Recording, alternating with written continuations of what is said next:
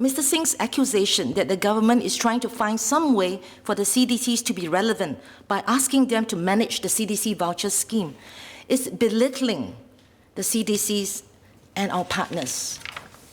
There is nothing to be ashamed about making sure one is always relevant and can add value, as times change especially. When Prime Minister Lee graciously created the role of the leader of the opposition, much to Mr. Singh's surprise himself, did Mr. Singh not accept the role when he was asked, and the office and the research assistant and the salary, and try to do his best to be relevant too? Singaporeans do also ask what the role of the leader of opposition in our parliament is, under the circumstances that all 9 of the elected opposition MPs are all from one single party. What has been different? Nonetheless, I want to still thank Mr. Pritam Singh for bringing up the subject of CDCs.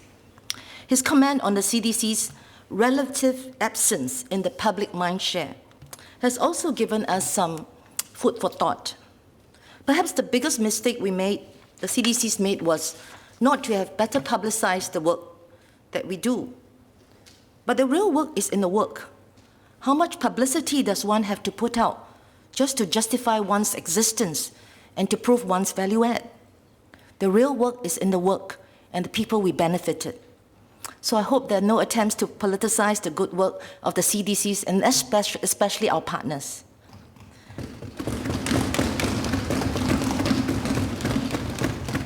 Would Singapore society be worse off or better off without the CDCs?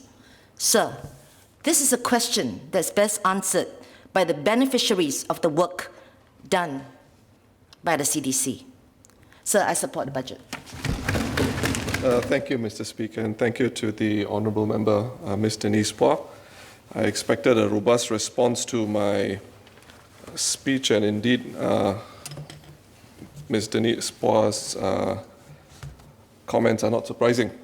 Let me start with a very straightforward preamble.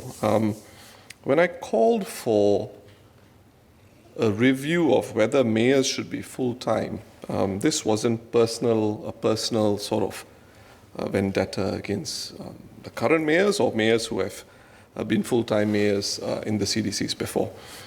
Neither was it an indictment against the programs that are run by the CDCs. But having said that, it is helpful for us to take a look back at the evolution of the CDCs. I think Ms. Denise Phua tried to do that, but I don't think she provided a complete picture. And I would attempt to do so. When the CDCs were first formed in 1996-97, the mayors were not full-time, they were part-time. They became full-time appointments, to my understanding, after the elections in 2001. And that's because the trajectory of the government thinking at that time was government programs, Comcare assistance, key fast things which are done by MOE today would go through the CDCs. Selection of where childcare offices or childcare centers would be also came through the CDCs, I beg your pardon. The budget of the CDC was increased, and it's helpful to look at the Hansard in that era. COS 2002, budget of the CDCs was increased from $19 million in 1997 to $153 million in 2001. So you find this evolution of the CDCs, I think, best encapsulated when Minister Vivian Balakrishnan was Minister MCYS, I believe. 2010 or thereabouts, Minister says all government schemes go through the CDCs on the Hansard in Parliament. Is that the case today? A lot of roles have devolved. Comcare is primarily handled by the SSOs.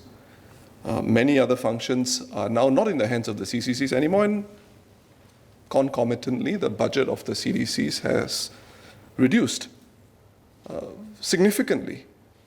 So I think the question which Member Denise Phua did not answer is it still viable for mayors to be full-time?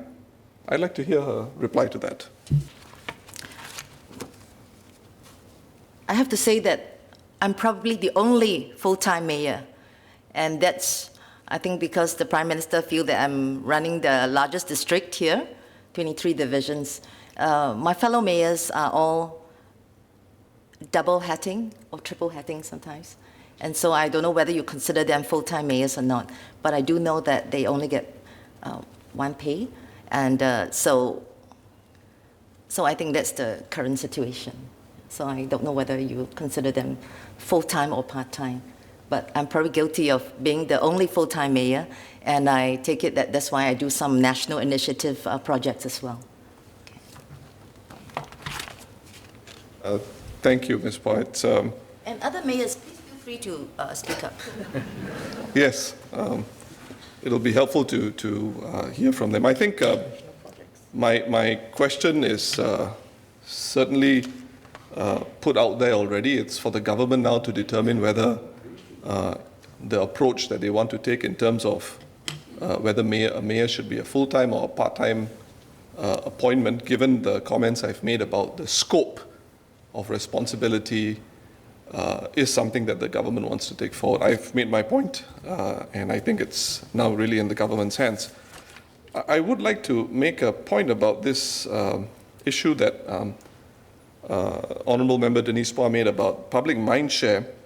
This has been a problem, in my view, for the longest time. It's not just something recently that has cropped up. I'll quote the Hansard. This is again 2002 COS, unquote, and of course it goes on. I think the point here is nobody is questioning the projects that the CDC runs. The question is it ostensibly possible that these projects also could be carried out with charities, some of whom have a huge footprint, not dissimilar to very worthy initiatives that Member Denise Phua herself helms, like Purple Parade. So I think there is a very valid question as to the roles and functions of the CDCs. And beyond the points that I've made in my speech, I thank Member Denise Phua for her clarifications.